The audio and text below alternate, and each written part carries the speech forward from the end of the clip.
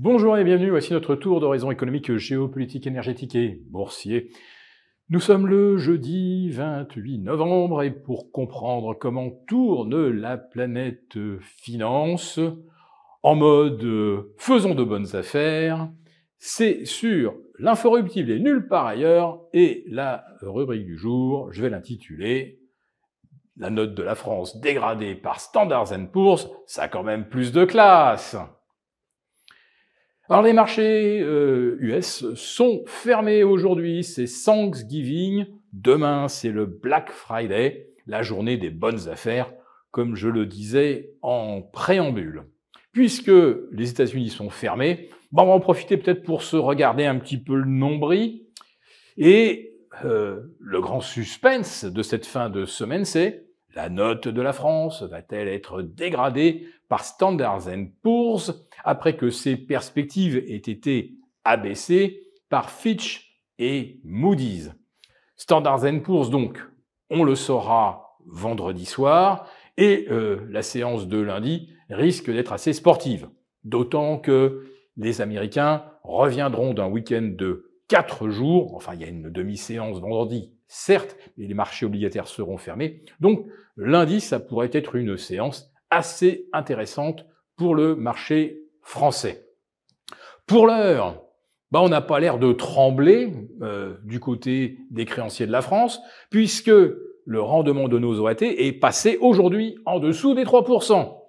Bon, il se trouve que le 10 ans grec en fait autant, et qu'on a même vu, depuis 24 heures, de temps en temps, le 10 ans grec passer un tout petit peu en dessous du 10 ans français en termes de rémunération. On est actuellement aux alentours de 2,9820 pour le 10 ans grec, 2,9830 pour le 10 ans français.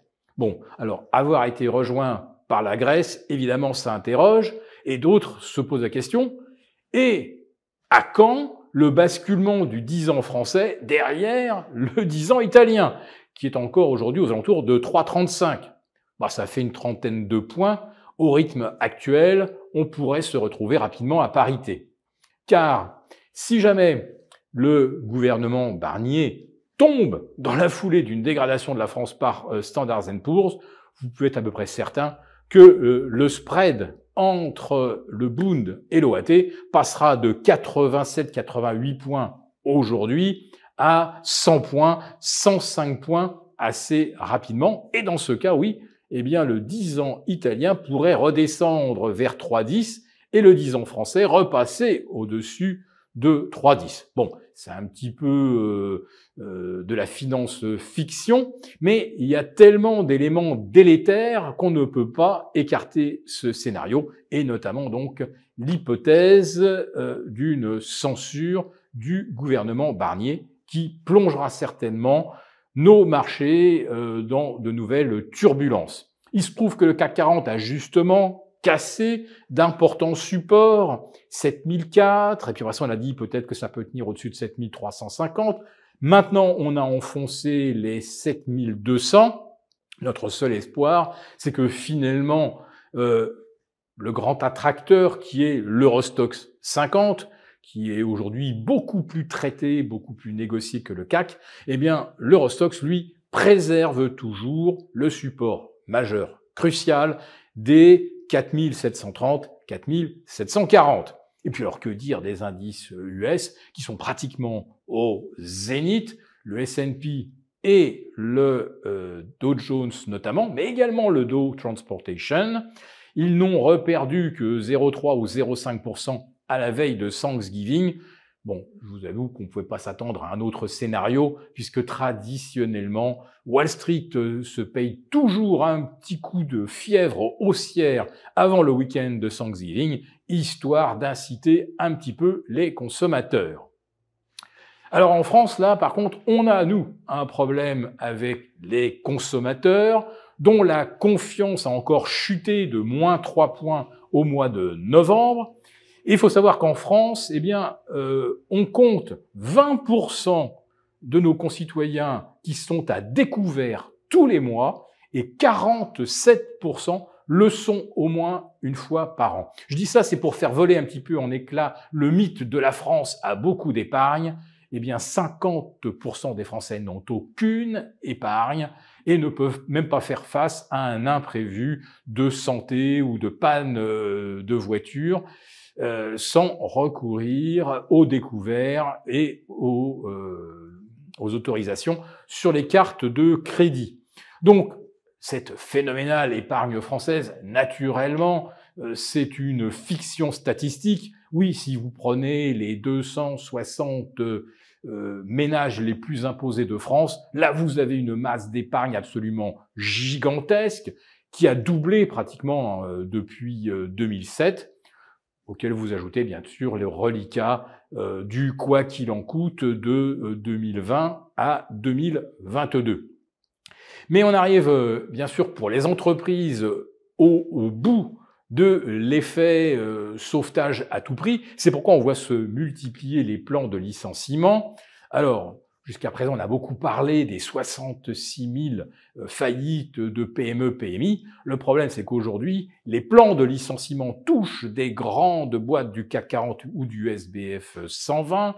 Il y a eu Michelin, il y a Stellantis au Royaume-Uni, il y a maintenant Valeo, il y a Casino, et vous avez comme ça d'autres plans de licenciement qui sont actuellement en gestation. Et d'après la CGT, ça pourrait représenter 250 000 emplois perdus en 2025. Mais là où on va de toute façon avoir une gigantesque hémorragie, eh bien, c'est au niveau des entreprises impliquées dans la construction, le bâtiment, la rénovation, puisque le secteur immobilier est littéralement dans le coma. Et puis, il y a le secteur automobile qui vient aujourd'hui aggraver la situation.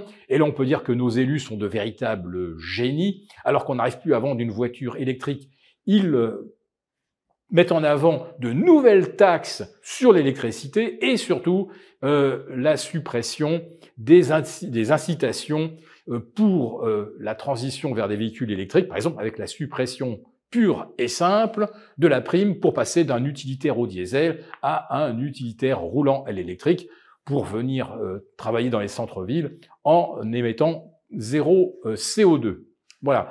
Donc, taxation ou suppression de niches fiscales, et puis bien entendu, alors là, on va dire la cerise sur le gâteau, la surtaxation de l'eau de 5 à 20%, je parle de l'eau en bouteille. Et oui, on va mettre fin à ce privilège exorbitant dont profitaient les milliardaires, les ménages les plus modestes et qui sont obligés d'utiliser de l'eau en bouteille, notamment pour les enfants en bas âge. Voilà, c'est une proposition d'une sénatrice LREM Renaissance. Parions qu'elle va se faire un nom.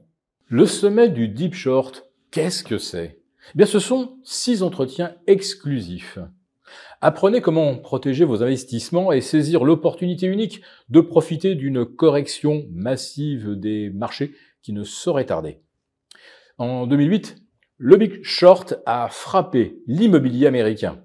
Aujourd'hui, le Deep Short menace les fondations mêmes de l'économie européenne et la France en particulier. Un expert multimillionnaire partage toute son expérience.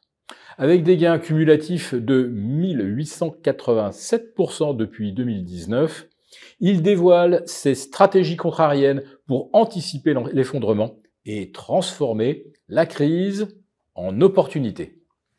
Sécurisez vos investissements, découvrez comment protéger votre portefeuille face à des turbulences et une volatilité sans précédent, tout en mettant en place des trades historiques.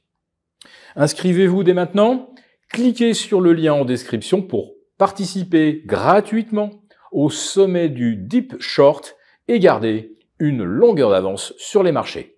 Merci beaucoup d'avoir regardé cette vidéo. N'hésitez pas à réagir dans les commentaires ou à liker et partager cette vidéo si le contenu vous a plu. Et pour ne rater aucune de nos prochaines émissions, vous pouvez vous abonner à notre chaîne et activer les notifications.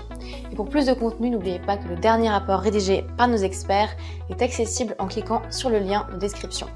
On se retrouve tout de suite dans les commentaires et je vous dis à très bientôt pour une prochaine vidéo.